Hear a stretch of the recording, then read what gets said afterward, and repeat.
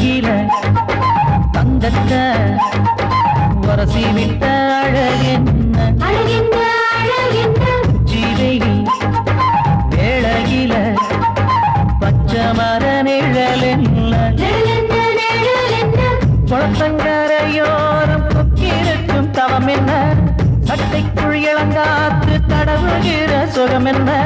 பிறந்தா எங்கதான் பிறக்க வேணும் இருந்தா எங்கதான் இருக்க வேணும் தட இதுதானே வாழ்க்கைக்கு இலக்கணம்